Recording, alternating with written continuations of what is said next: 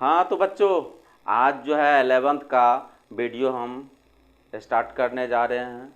ये purely 11th का video होगा। इससे पहले कॉम्पिटिटिव के लिए मैंने 11th 12 दोनों के लिए वीडियो बना चुका है, जिसको आप लोग प्लेबुक में प्लेलिस्ट में देख लीजिएगा। ठीक है, तो आज जो है 11th का पहला वीडियो है, क्या कहते हैं, लेक्चर है। ये पहला चैप्टर है। मैं चैप्टर के अनुसार इसमें वीडियो बनाऊंगा। ये पहला चैप्टर है, यूनिट्स एंड डायमेंशंस। ये पहला चैप्टर है ये फिजिक्स का। इसमें हम जो है यूनिट्स एंड डायमेंशन डील कर रहे हैं। तो यूनिट्स क्या होता है?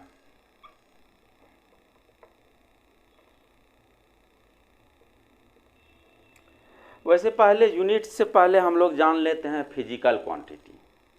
फिजिकल क्वांटिटी, क्योंकि फिजिक्स पढ़ रहे हैं तो फिजिकल क्वांटिटी के किसको कहते हैं? तो फिजिकल क्वांटिटी वैसी क्वांटिटी को बोलते हैं जिसमें भौतिक के नियमों का पालन हो। That quantity which obey the law of physics is called physical quantity. और physical quantity are two types, one fundamental quantity, other derived physical quantity. तो फंडामेंटल फिजिकल क्वांटिटी क्या हुआ? फंडामेंटल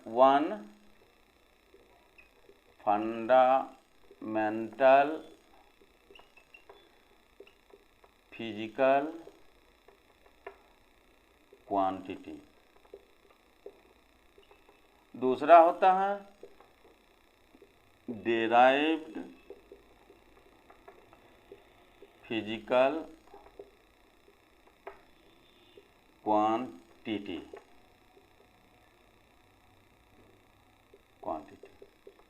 अब फंडामेंटल फिजिकल क्वांटिटी का क्या है?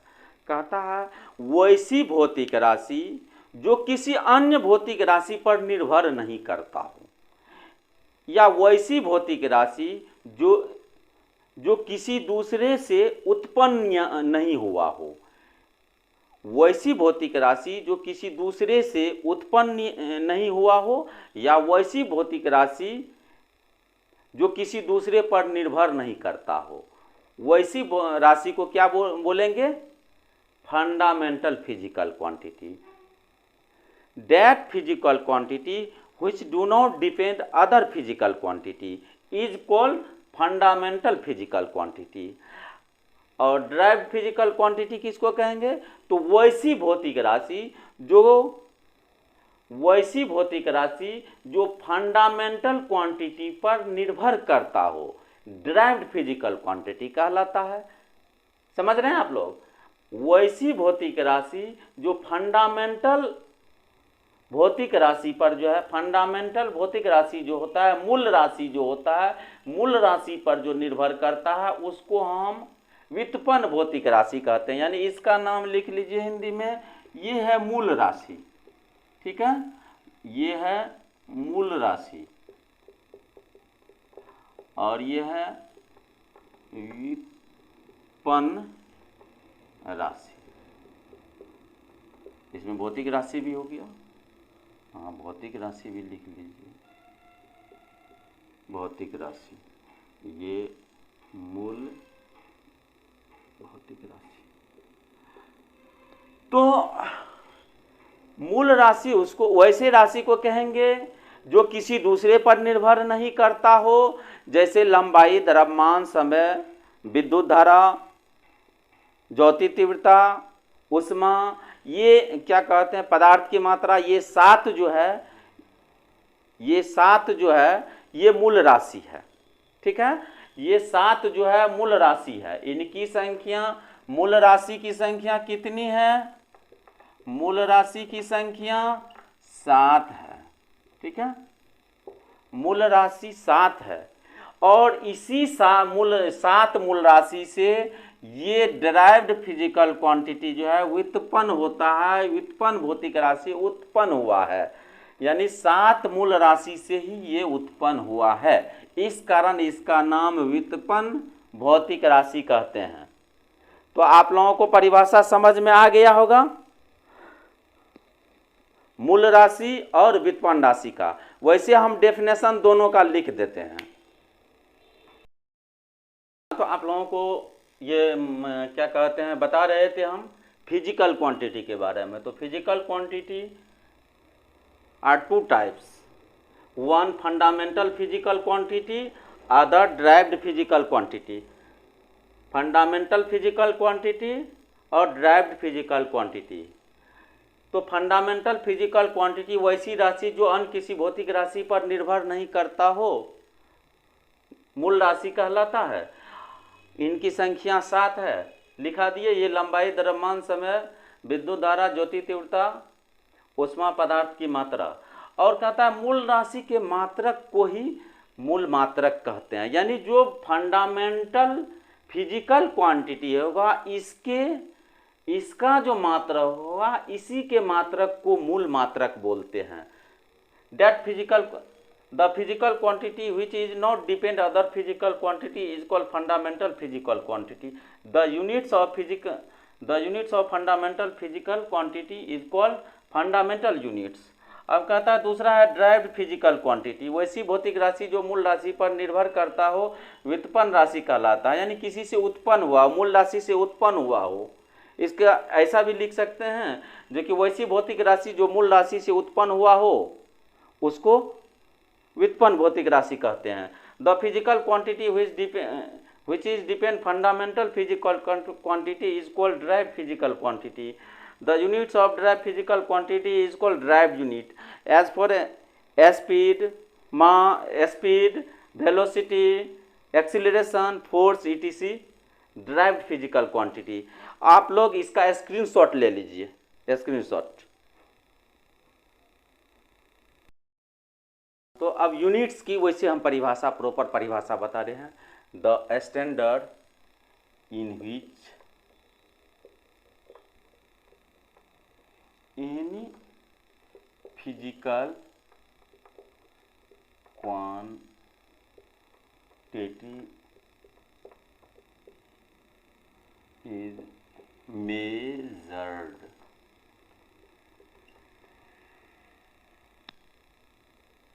is called its unit। कहता है the standard in which any physical quantity is measured is called its unit।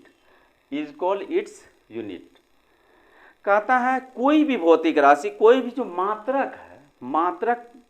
मात्रक है उसके पास एक संख्यात्मक मान होगा और एक इकाई होगा। जैसे इसको हम फिजिकल क्वांटिटी को एक्सप्रेस कैसे करते हैं। सपोज कीजिए जो कि एक रॉड की लंबाई जो है 10 मीटर है, सपोज कर लेते हैं। तो रॉड की लंबाई अगर 10 मीटर है तो ये लंबाई, ये एल जो है ये फिजिकल क्वांटिटी है, ये क्यू है। तो ये फिजिकल क्वांटिटी को हम लोग जनरली क्यू से सूचित करते हैं। ये क्यू हो गया, ये 10 जो हो गया नंबर हो गया, एन हो गया, और ये एम जो है ये यूनिट हो गया। तो यहीं से Q बराबर NU हम लोग लिख देते हैं। ठीक है, इसको आप लोग समझ रहे हैं। किसी रॉड की लंबाई 10 मीटर अगर हम लिख दिए तो यहाँ L जो है लंबाई क्या है, भौतिक राशि है। इसको ऐसे भी आप लोग लिख लीजिए, ये भौतिक राशि है। N ये न्यूमेरिकल वैल्यू है, न्यूमेरिकल वैल्यू, या आंकिक मान भी लिख दीजिए, आंकिक मान। और ये m ये जो है ये यूनिट है, ये क्या है, यूनिट यानी मात्रक। ठीक है, तो किसी भी भौतिक राशि को जो एक्सप्रेस किया जाता है Q बराबर NU से। किसी कार की चाल, the speed of a car 10 metre per second, ऐसे लिखते हैं।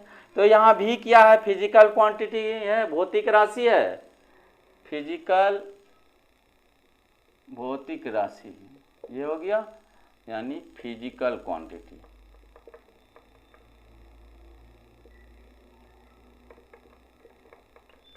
अब Q बराबर NU को आप लोग तो समझ गए।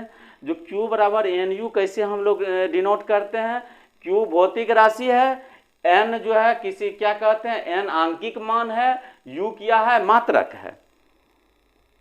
तो यहां तक आप लोग कंफ्यूजन, आप लोगों को कोई कंफ्यूजन नहीं होगा? हाँ, आगे हम बढ़ते हैं। ठीक है, आप लोग इसको नोट कीजिए।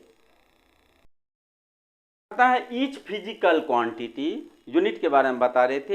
ईच फिजिकल क्वांटिटी, हर एक भौतिक राशि जो है उसका अपना क्या कहते हैं, संख्यात्मक मान होगा और उसका यूनिट होगा। तो कहता है उसका जो है आंकिक मान जो होगा, आंकिक मान जो होगा इन्वर्सली प्रोपोर्शनल होगा किसका, यूनिट का।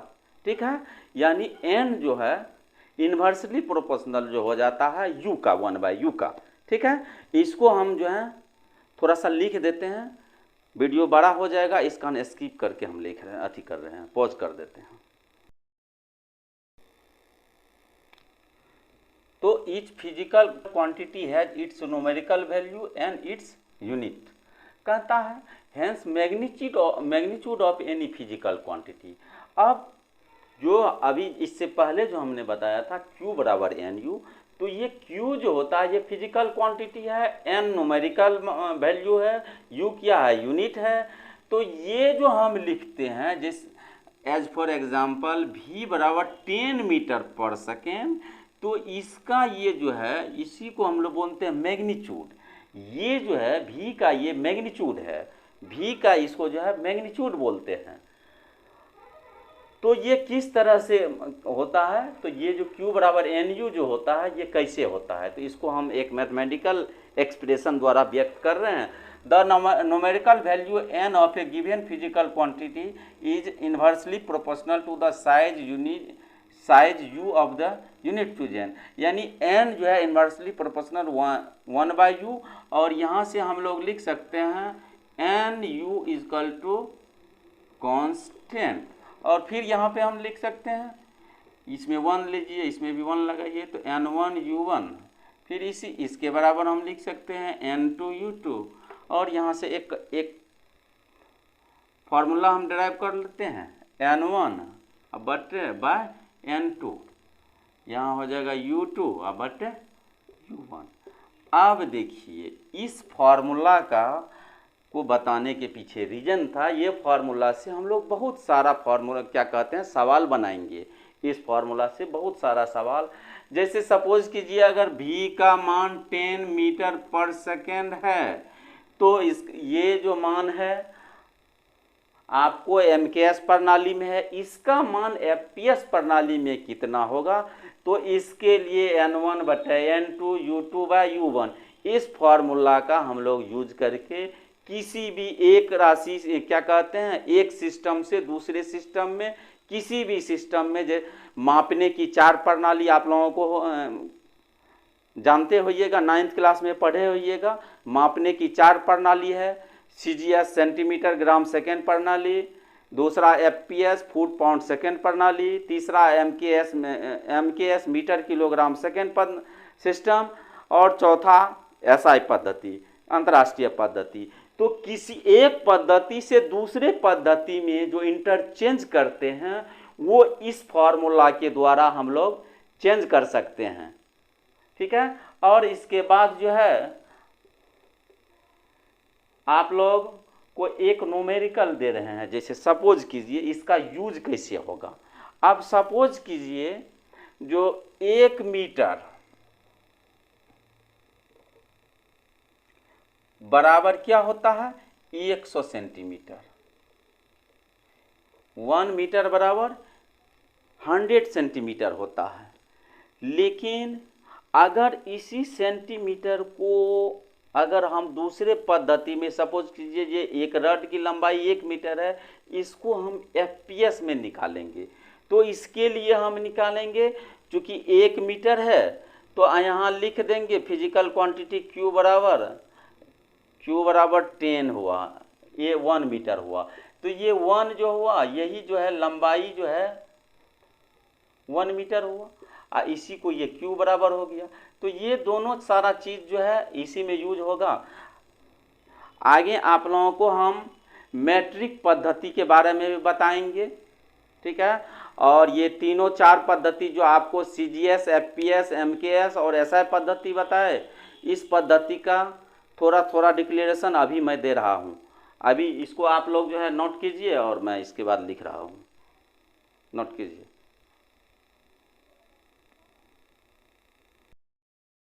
तो ये मापने की प्रणाली, सिस्टम ऑफ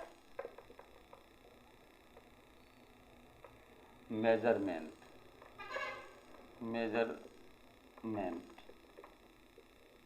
मापने की प्रणाली, ये मुख्य रूप से चार प्रणाली होती हैं। ये चार प्रणाली है। पहला CGS, सेंटीमीटर ग्राम सेकंड पद्धति या सेंटीमीटर ग्राम सेकंड सिस्टम। दूसरा होता है FPS। हाँ, तो आप लोगों को ये चार सिस्टम बता रहे थे। देखिए, लिखने के चलते लिखने में जो है टाइमिंग ज़्यादा लगता है, तो हम रोक रोक करके हमको लिखना पड़ जाता है, क्योंकि समय ज़्यादा, आप लोगों को वीडियो बड़ा हो जाएगा, आप लोगों को फिर बोर लगने लगेगा। इस कारण जो हम समय को बचत के लिए ये सब करना पड़ता है। तो आप लोगों को बता रहे थे CGS, एकदम शॉर्ट में आप लोग जो है ना, ज़्यादा इसमें क्या लिखेंगे, 9th क्लास में ये सब आप लोग पढ़ चुके होइएगा।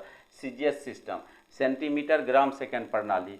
तो ये द्रव्यमान है, ये द्रव्यमान, ये लंबाई, ये समय, मास लेंथ टाइम। तो कहता है CGS प्रणाली में जो होगा, CGS प्रणाली में द्रव्यमान, क्या कहते हैं, द्रव्यमान को किस चीज़ में मापते हैं, तो ग्राम में, लेंथ को सेंटीमीटर और समय सेकंड। और इसमें FPS में क्या होगा, FPS में तो इसमें पाउंड, फुट, इसमें ग्राम, सेंटीमीटर,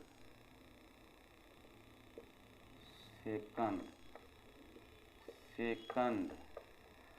इसमें metre,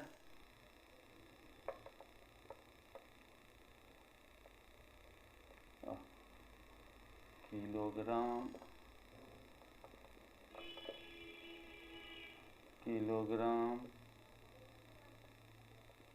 metre,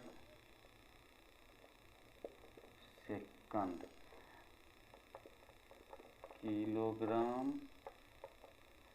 metre, second, pound, foot, second. तो ये CGS हो गया, ये FPS हो गया, ये MKS हो गया। तो ये तीन प्रणाली है, ठीक है। आप लोग देख रहे हैं, ये तीन प्रणाली है। कोई पूछ देगा, अगर पूछेगा CGS प्रणाली में मास को किस चीज़ में मापते हैं, तो ग्राम में, CGS प्रणाली को लेंथ में, तो सेंटीमीटर में, CGS प्रणाली के समय टाइम सब में एक ही है, सेकेंड में ही होगा। FPS प्रणाली में जो क्या है, मास को किस में मापते हैं, तो पाउंड में, लेंथ को तो फुट में, और टाइम तो सब सेकेंड ही होगा। MKS प्रणाली में क्या कहते हैं, द्रव्यमान को किलोग्राम में और लंबाई को मीटर में मापते हैं। और SI सिस्टम जो है, ये MKS प्रणाली से मिलता जुलता प्रणाली है, और वो आगे क्लास में कुछ डिफर भी होता है, लेकिन अभी आप लोग इसको मान के चलिए, जो ये SI सिस्टम जो है MKS प्रणाली के समान ही होता है। तो आप लोग इसको नोट डाउन कीजिए या स्क्रीनशॉट ले लीजिए फास्ट में। अब आप लोगों को मापने की चार प्रणाली भी बता दिए, और अगले क्लास में हम प्रीफिक्स सब के बारे में बताएंगे, जैसे deca, hecto, kilo, deci, centi, milli, इस सब चीज़ के बारे में हम चर्चा करेंगे। जैसे 1 मीटर बराबर लोग पूछ देता है, जैसे सपोज कीजिए 1 मीटर बराबर हम लोग जानते हैं 100 सेंटीमीटर, 100 सेंटीमीटर। लेकिन अगर कोई पूछ दे 1 सेंटीमीटर, क्या कहते हैं 1 सेंटीमीटर बराबर कितना मीटर, वाट मीटर। तो अब यहाँ पे ये आ जाती है क्या बात, तो इसको प्रीफिक्स के रूप में लिखते हैं, क्योंकि हम लिख सकते हैं 100 सेंटीमीटर बराबर 1 मीटर, इसीलिए 1 सेंटीमीटर 1/1/100, इसको लिख सकते हैं 1/10 × 10, ये हो गया 10 पावर 2, ऊपर चल जाएगा 10 का पावर -2, ये मीटर। तो यहाँ जो भरा जाएगा 10 की पावर -2 मीटर। ये प्रीफिक्स के रूप में हम बताएंगे, जो आगे क्लास में बताएंगे, जो मिली का, सेंटी का, डेसी का, डेका का, हेक्टो का, किलो का, और इसी से माइक्रो, नैनो, पिको सारा हम बताएंगे, फेम्टो, एटो, ये सारा अगले क्लास में प्रीफिक्स हम आप लोगों को बताएंगे। तब तक आप लोग किलो क्या कहते हैं मैट्रिक पद्धति आप लोग पढ़िएगा। अगले क्लास में हम लोग मिलते हैं।